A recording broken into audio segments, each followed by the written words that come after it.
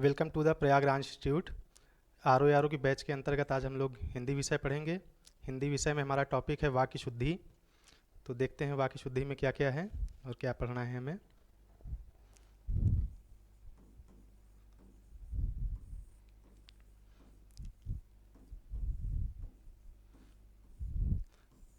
वाक्य शुद्धि में अशुद्ध वाक्य दिया रहेगा जिसे हमें शुद्ध करना है।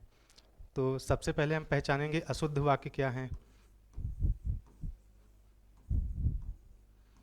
अशुद्ध, तो इसको हम देखेंगे कि दो तरीके से देखेंगे। इसको पहचानने की दो विधि हैं। एक है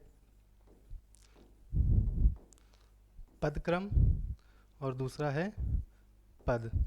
यानी कि एक में पद के क्रम में जो है अशुद्धि होगी और दूसरे में पद संबंधी अशुद्धि होगी।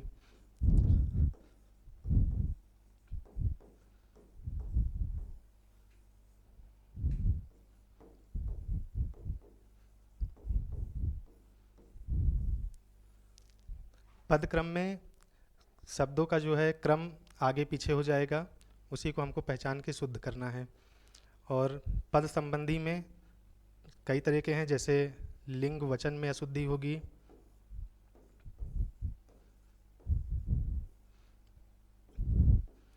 और लिंग वचन में अशुद्धि उसके साथ विशेषण सर्वनाम,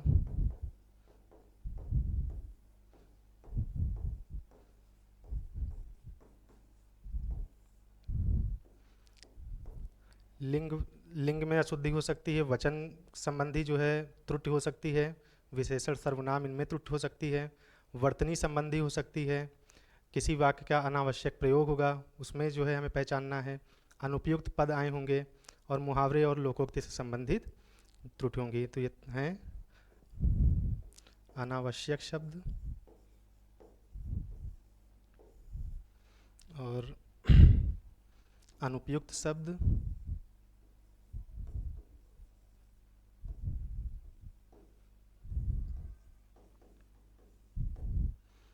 मुहावरे और लोकोक्ति से संबंधित।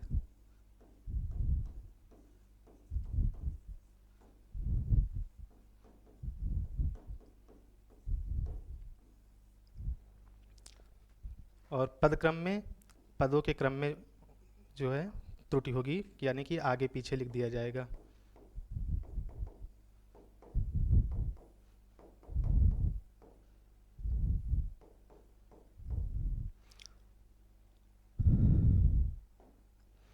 तो अब हम पहला देख लेते हैं पद क्रम संबंधी।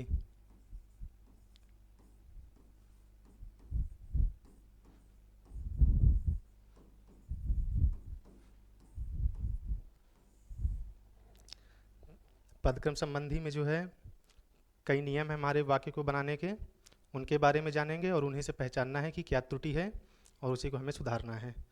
तो कुछ नियम जान लेते हैं। जैसे एक है कि वाक्य में सबसे पहले कर्ता का प्रयोग होगा।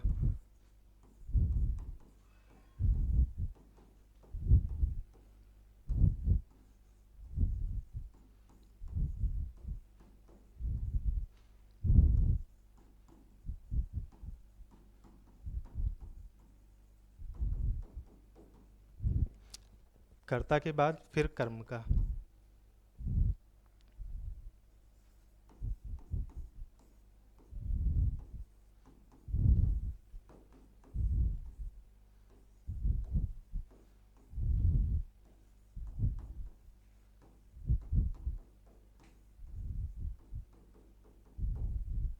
और कर्म के बाद क्रिया का।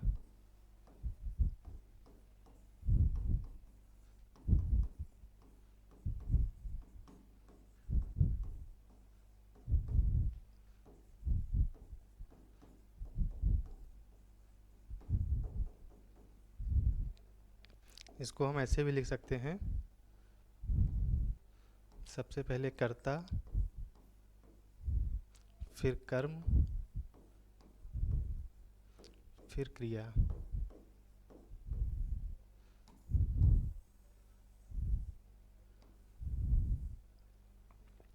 अब इसका उदाहरण समझ लेते हैं। जैसे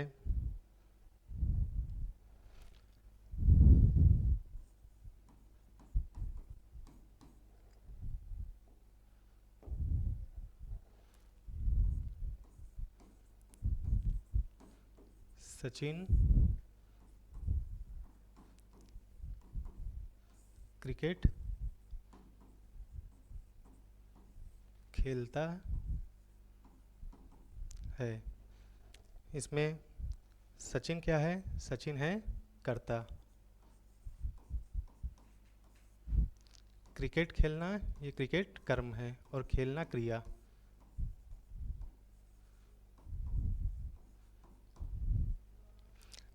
अब अगर इसी में अशुद्ध वाक्य लिखा होता तो इसको ऐसे लिख सकते थे, दे सकते थे जिसे हमें पहचानना हो। सचिन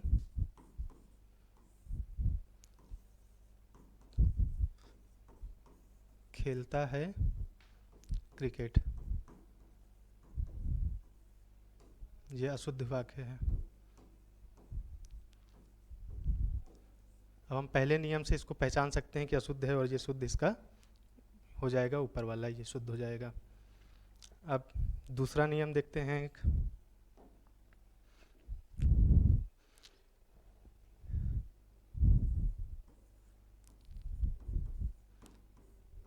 यदि वाक्य में कर्ता, कर्म और क्रिया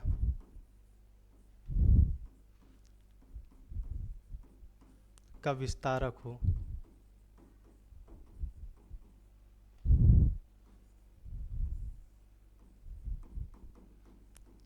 तो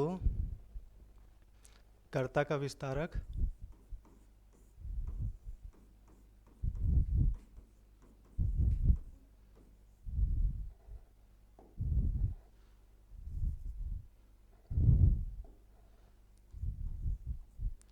कर्ता का विस्तारक कर्ता से पहले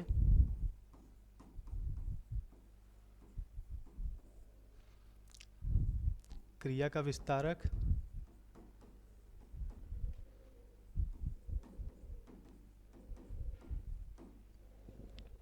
क्रिया का विस्तारक क्रिया से पहले और कर्म का विस्तारक कर्म से पहले लिखेंगे।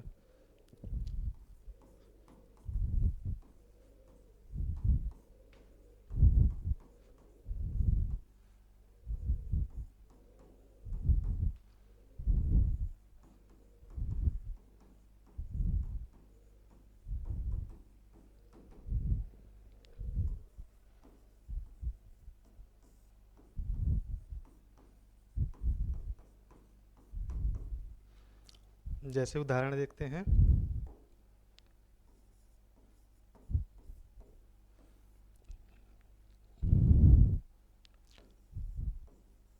श्याम का भाई राम। अब राम कर्ता है और श्याम का भाई कर्ता का विस्तारक हो गया, तो ये कर्ता से पहले आएगा। कर्ता का विस्तारक कर्ता से पहले लिखेंगे।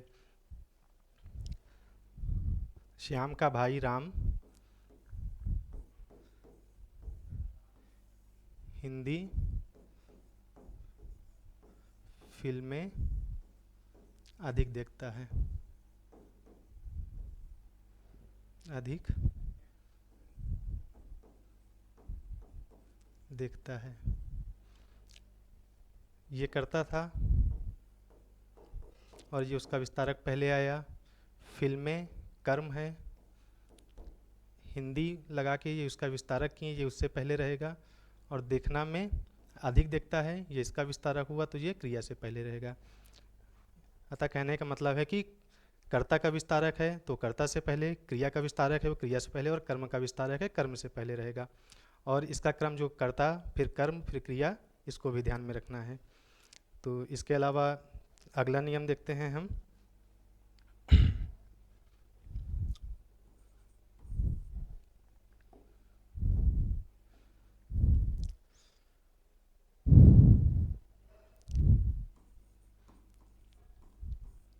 यदि वाक्य में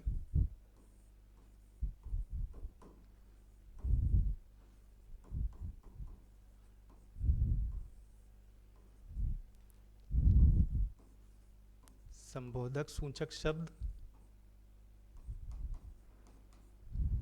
या विस्मयादि बोधक अवयव है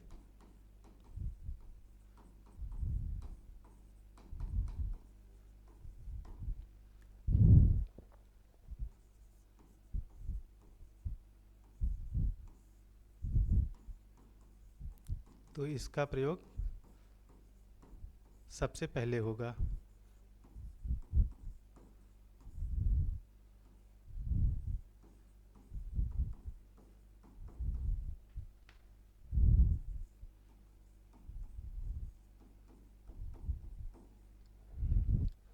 इसका उदाहरण देखते हैं। जैसे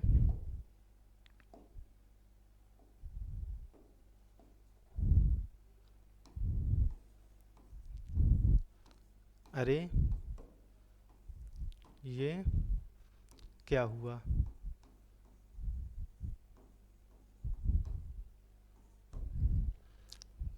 तो अरे विस्मयादि बोधक अवयव है, इसका प्रयोग सबसे पहले होगा।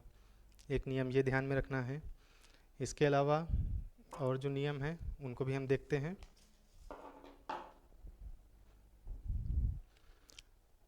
यदि वाक्य में द्विकर्मक क्रिया है तो गौण क्रिया को हम जो है, द्विकर्मक क्रिया है तो उसमें दो कर्म होते हैं द्विकर्मक क्रिया में, गौण कर्म और मुख्य कर्म। तो इसमें गौण कर्म हम पहले और मुख्य कर्म बाद में लिखते हैं। तो ये देखते हैं।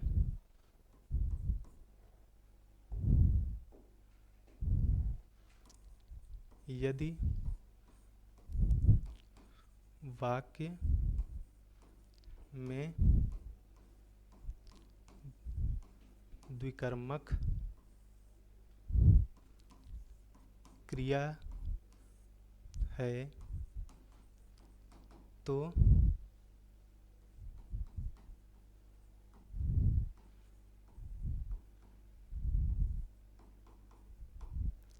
गौण कर्म बाद में और मुख्य कर्म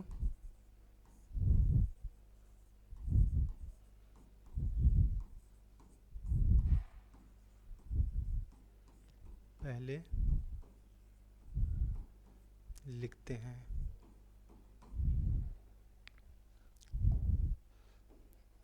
अब इसमें जैसे लिखा हो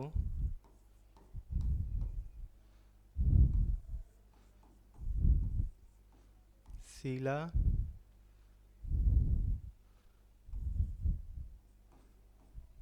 चारा गाय को खिलाती है।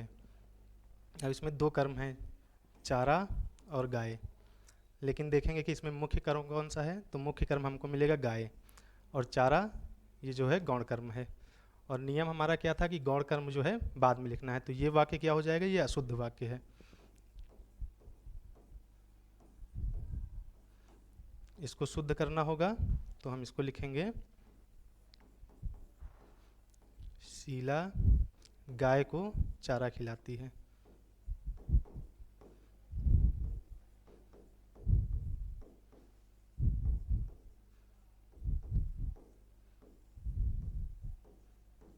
ये शुद्ध हो जाएगा।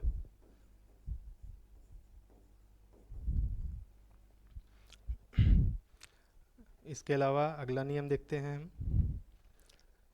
अगला देखेंगे, यदि वाक्य में सजीव कर्म हो तो विभक्ति सहित होगा, और निर्जीव कर्म है अगर तो वो विभक्ति रहित होगा। सजीव कर्म निर्जीव कर्म हम लोग पहचान लेंगे।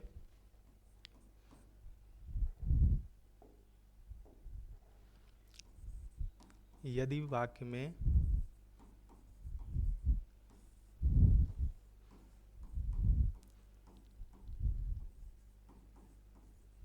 सजीव कर्म है तो वह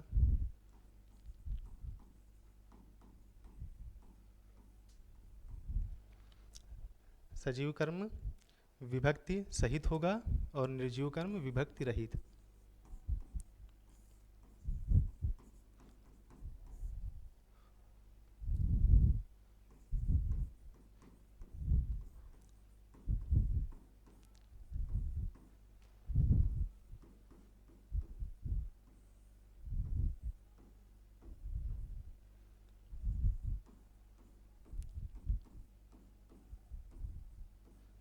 तो वह विभक्ति रहित होगा।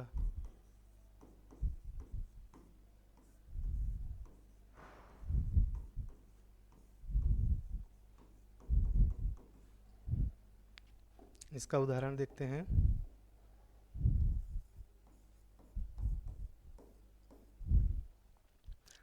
जैसे राम ने रावण को मारा, तो रावण इसमें जो है सजीव कर्म है। राम ने रावण को मारा, रावण ये सजीव कर्म है।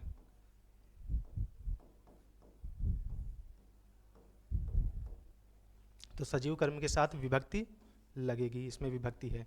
अगर लिखा होता राम ने रावण मारा तो ये अशुद्ध वाक्य होता, लेकिन राम ने रावण को मारा तो ये शुद्ध है। और अगर लिखें राम ने अखबार को पढ़ा, तो अखबार यहाँ पे जो है निर्जीव कर्म है,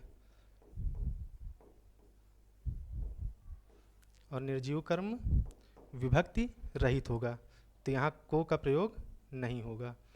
को है, इसका मतलब ये अशुद्ध वाक्य है।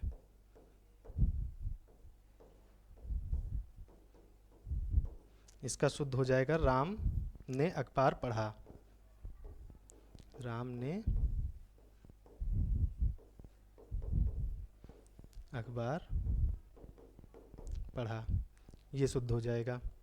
ये ध्यान रखना है कि सजीव कर्म है तो वो विभक्ति सहित होगा, और निर्जीव कर्म है तो वो विभक्ति रहित होगा। इसमें एक ध्यान रखने वाली बात और है कि कुछ क्रिया ऐसी हैं, जैसे अगर बढ़ाना और या बजाना इनका प्रयोग है, तो कोई भी सजीव कर्म हो या निर्जीव कर्म हो वो विभक्ति सहित ही होगा। जैसे लिखा हो मीरा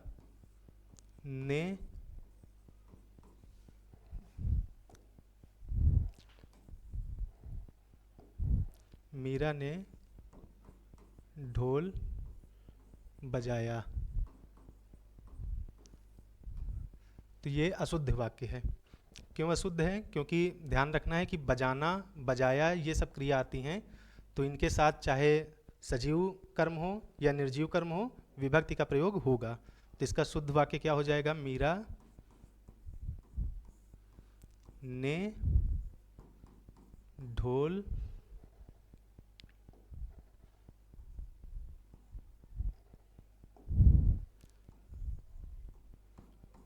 ने ढोल को बजाया, शुद्ध ये होगा।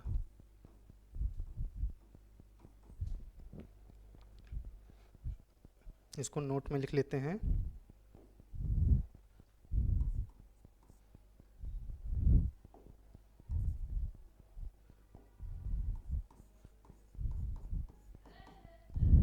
यदि बजाना या बढ़ाना आदि क्रिया का प्रयोग हो तो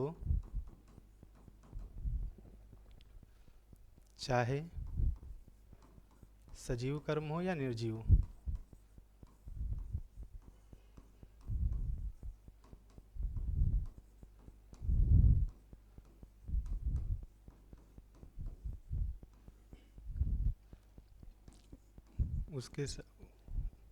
उसके साथ विभक्ति का प्रयोग होगा।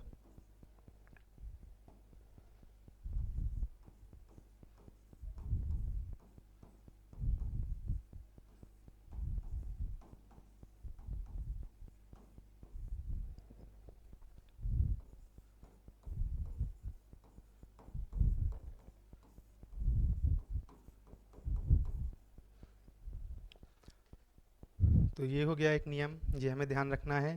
इन्हीं के अनुसार हमको अशुद्ध वाक्य पहचान के उन्हें शुद्ध करना रहेगा। और एक नियम देखते हैं। अगर कोई ऐसा प्रश्न पूछा जाए जिसका जवाब हाँ या ना में हो, जैसे क्या तुमने पुस्तक पढ़ ली, तो उसमें जो प्रश्नवाचक वाक्य होगा वो सबसे पहले आएगा, प्रश्नवाचक पद यानी प्रश्नवाचक शब्द जो होगा वो सबसे पहले आएगा। तो ये नियम देखते हैं कि यदि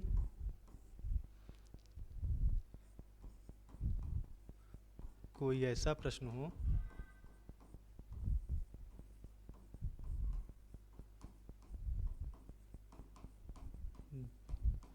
जिसका जवाब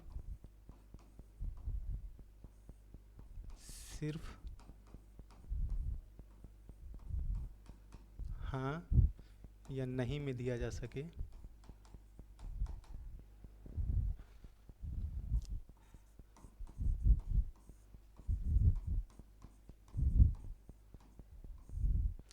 सके, तो इसमें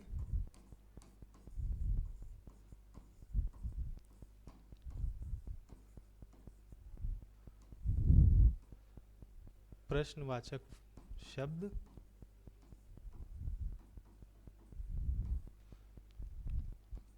पहले लिखा जाएगा।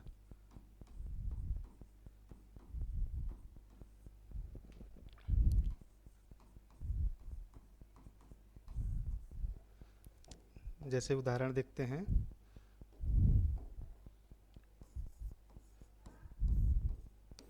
अगर लिखा हो तुमने क्या पुस्तक पढ़ ली, तुमने क्या पुस्तक पढ़ ली, तो ये अशुद्ध वाक्य है, क्योंकि इसका जवाब अगर हाँ ना में है तो जो प्रश्नवाचक शब्द होगा उसको सबसे पहले लिखना है। तो इसका शुद्ध रूप क्या हो जाएगा, क्या तुमने पुस्तक पढ़ ली, क्या तुमने पुस्तक पढ़ ली, ये शुद्ध होगा और ऊपर अशुद्ध।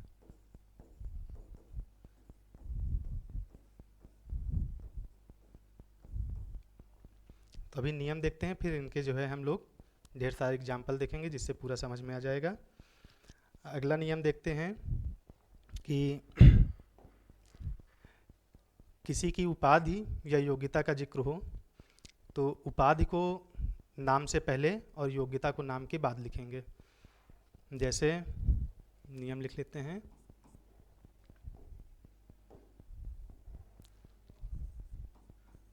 यदि उपाधि और योग्यता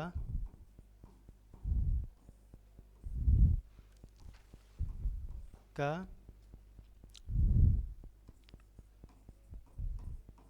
प्रयोग हो तो उपाधि को नाम से पहले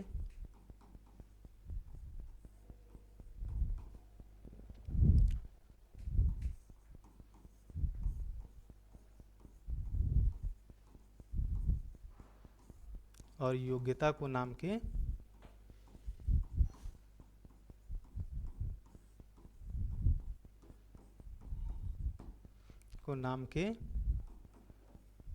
बाद लिखेंगे।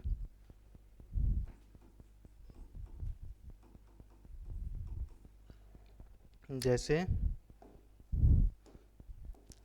लिखा हो डॉक्टर श्याम सुंदर दास, तो डॉक्टर क्या है, डॉक्टर उपाधि है, और तो डॉक्टर को जो है नाम से पहले लिखेंगे हमेशा, श्याम सुंदर दास। और इन्होंने जो योग्यता है, जैसे इनकी योग्यता मान लीजिए पीएचडी है, तो वो नाम से पहले लिखेंगे। एक नियम ये है कि उपाधि नाम के पहले और योग्यता नाम के बाद लिखेंगे। दूसरा देखते हैं कि यदि वाक्य में स्थानवाचक और कलावाचक विशेषणों का एक साथ प्रयोग हो तो वाक्य में पहले कलावाचक और इसके बाद जो है स्थानवाचक क्रिया विशेषण का प्रयोग होगा।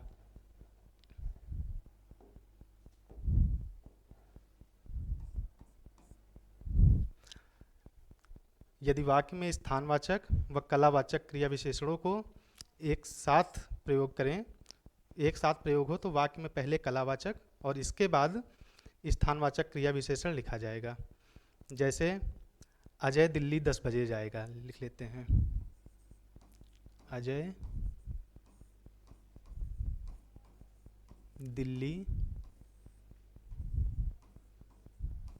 10 बजे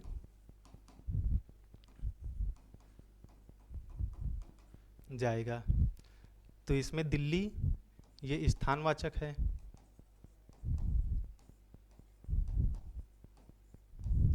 और 10 बजे ये समयवाचक,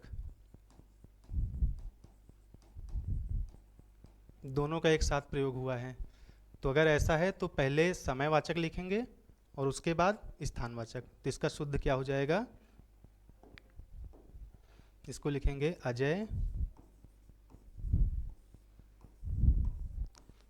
10 बजे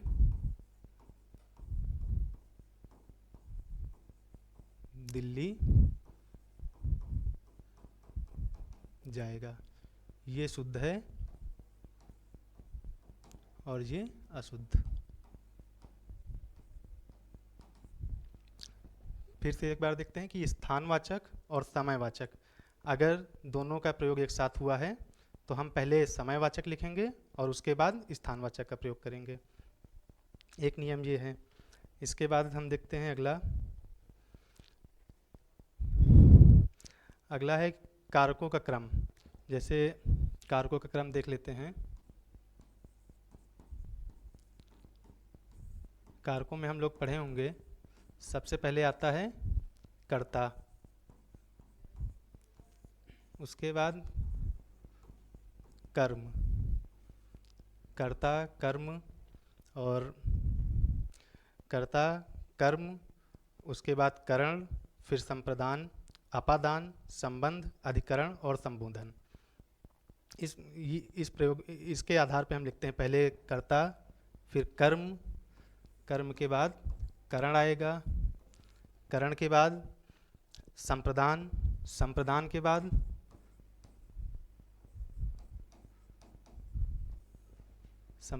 बाद अपादान,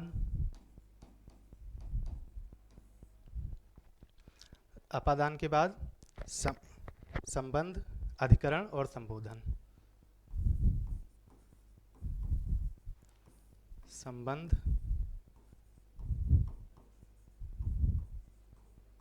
अधिकरण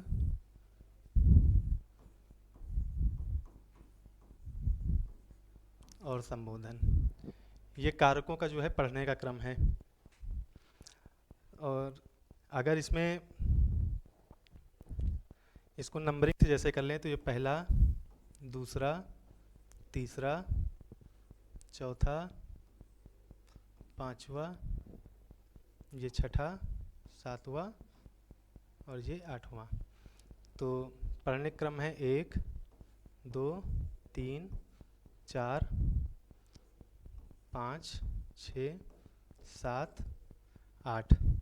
लेकिन अगर वाक्य में आ रहा है तो वाक्य में इसमें सबसे पहले तो हमारा कर्ता रहता ही है, लेकिन अगर कर्ता के साथ संबोधन आ रहा तो हम पहले एक नियम पढ़े थे कि अगर संबोधन कारक आ रहा है तो उसको सबसे पहले लिखेंगे। तो सबसे पहले नंबर आ जाएगा 8वां, उसके बाद कर्ता ही रहेगा। उसके बाद जो है यहाँ से ये हम जो है इसको उल्टे क्रम में लेते हैं, 7, 6, 5, 4, 3, 2। 8वां पहले है और इसके बाद में सबसे आखिरी में क्रिया। तो इसमें एक हम एग्जाम्पल लेके देखते हैं कि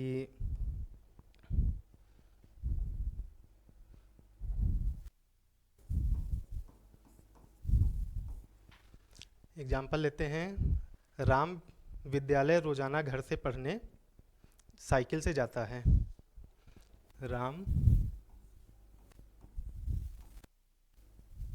राम विद्यालय रोजाना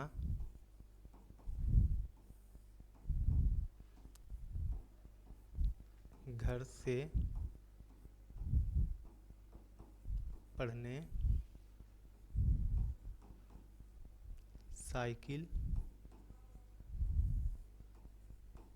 से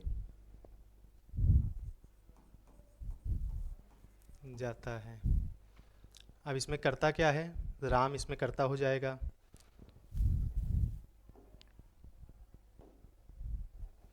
राम हो गया करता। विद्यालय इसमें क्या है, विद्यालय है इसमें स्थानवाचक क्रिया विशेषण। स्थानवाचक क्रिया विशेषण।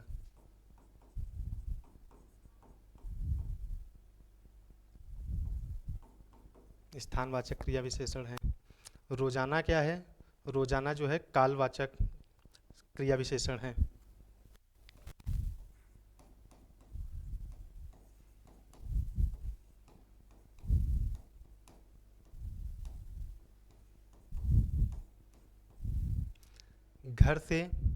घर से जो है अपादान हो जाएगा, अपादान कारक।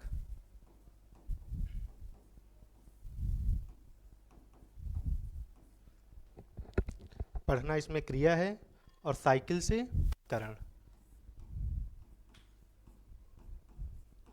साइकिल से ये करण कारण है, करण कारक। अब हम पहले इसमें देखते हैं कि कौन कौन से आए हैं।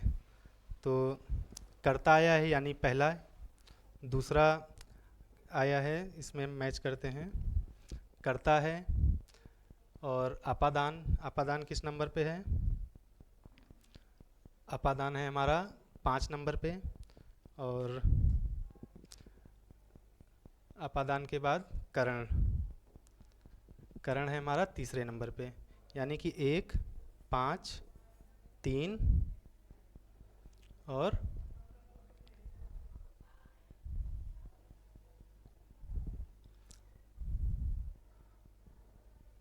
1, 5, 3 इनका जो है इसमें प्रयोग हुआ है। तो इसको अगर सुधारना हो, ये वाक्य ठीक है या नहीं देखना हो, तो हम पुराने नियम से देखेंगे तो इसका ठीक होगा राम। अगर कालवाचक और स्थानवाचक दोनों एक साथ हैं और अपादान कारक जो है इसके पहले आ जाएगा, तो कालवाचक को हम पहले लिखेंगे। तो राम रोजाना